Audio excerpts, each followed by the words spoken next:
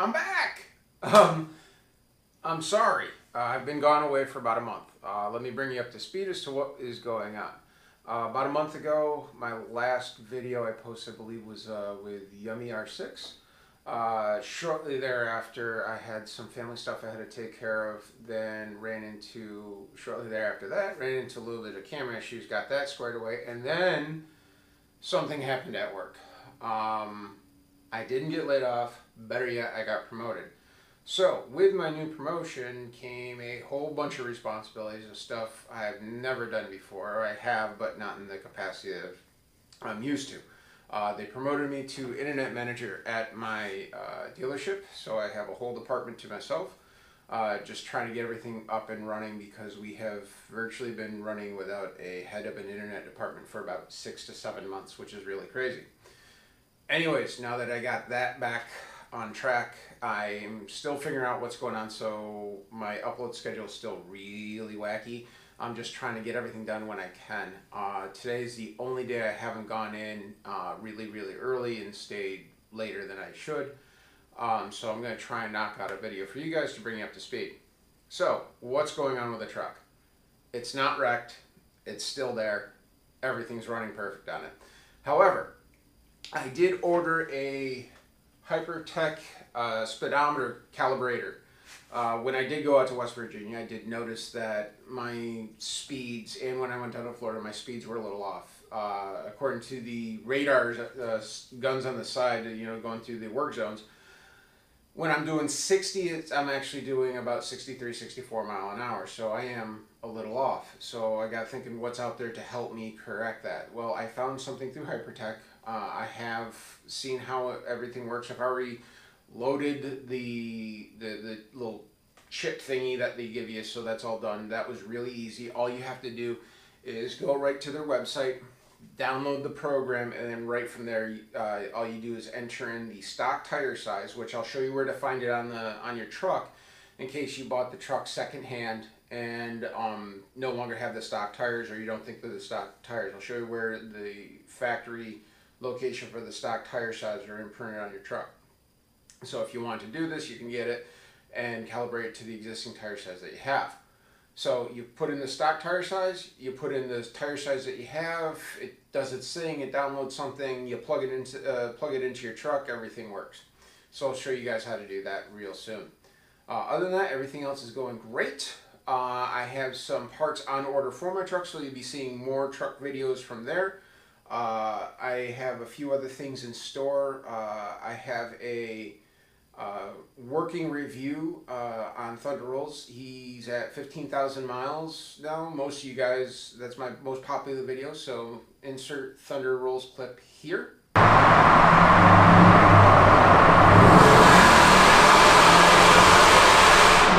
Oh, that's loud. Holy.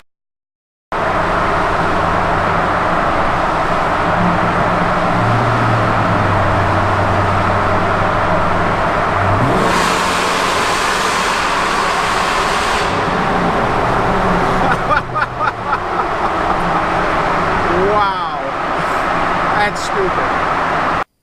Yeah, that was a great tunnel run. Again, that was part of my camera issues. I've lost most of that footage. Other than that, everything's going good. Now let's get on to installing something in my truck. Yay!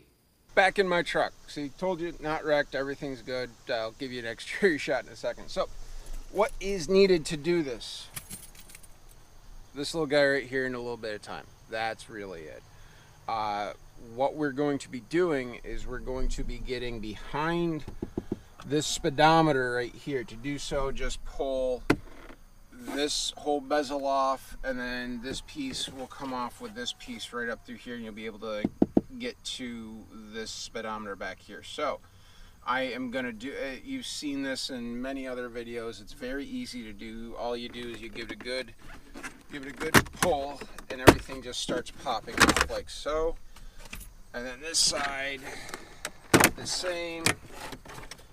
And see, it's starting to come off down through here. what we're going to do is we're just going to fast forward to getting to this glass right here because I need two hands at this point in time. Now that the bezel's removed, what we're going to do is we're going to plug this in. This is everything that I got from Hypertech. This little black box right here, that's the brains of the whole operation. This is what holds the stock tire size, changes it over to the new tire size. Now, for you guys that have purchased Tacomas used and or they don't have the stock tires on them anymore, whether the dealer did it or not, I doubt they put the calibration unit in there. So if you're looking for the stock tire size, it is going to be in the door jamb located down right here. In this case, stock tire size on my SR5 was right here. It's a P245/75 R16. So we went from that up to my 305/60 R18. So with both of those sizes calibrated and programmed into this little black box, it should take everything, convert it, do its magic, and spit out the correct mile an hour instead of my speedometer saying 60 and I'm actually doing 65, which could potentially save me a ticket. So let me remove the 4 bolts that hold the speedometer into place, and let me show you where they are. That is right here, right here, right here, and again down in this corner. All it is a Phillips head screwdriver to get to. Just make sure you have one long enough, and then there should be 2 plugs on the back side of the speedometer glass. So after unplugging the speedometer bracket, you have the long pin connector up here and a short pin connector here. We're actually taking the long pin connector. I only removed this so you guys can see. Taking the long pin connector and put that in line with this circuit board here. So this is what's getting bypassed. So put the other long pin connector in here, it goes through its thing, and then get the other long pin connector that's supplied by Hypertech gets put right into here, and that should take care of all my issues and situations. What they want you to do is after hooking all that up, they want you to put the module and everything up through here.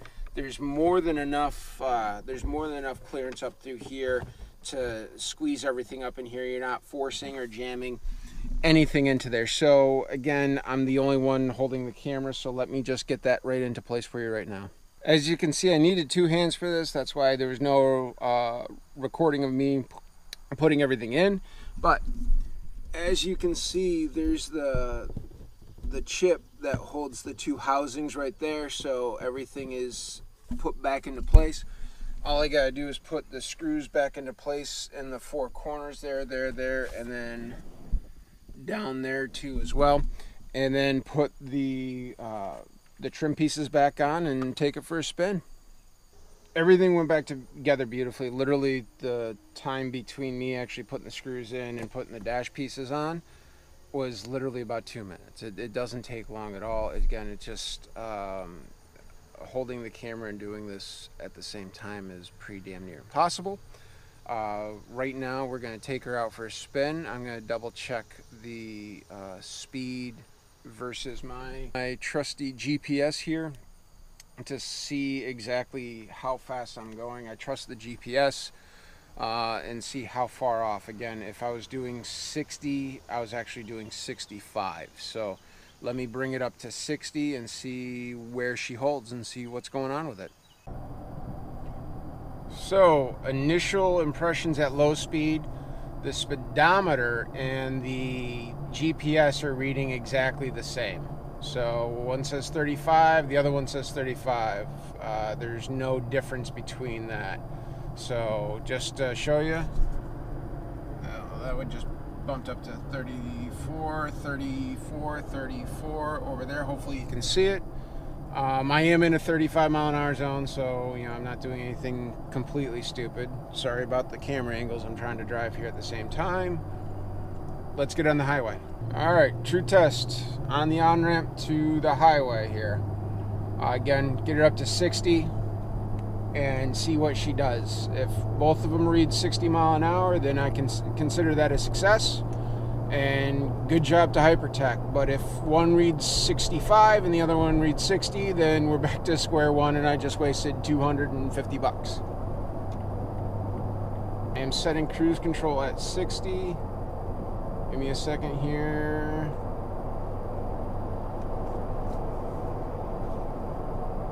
Alright, cruise is now set at 60 mile an hour. So,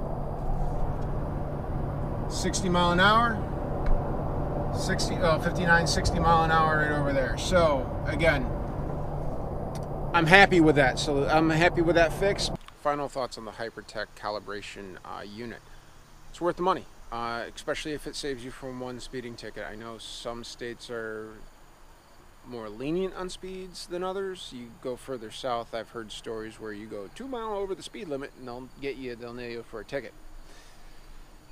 I don't know. So it's different from county to county, different from place to place. As you can see, my truck is not wrecked. It is still there. Again, sorry guys, I've just been incredibly busy. I finally have gotten the promotion I've been vying for a very, very long time.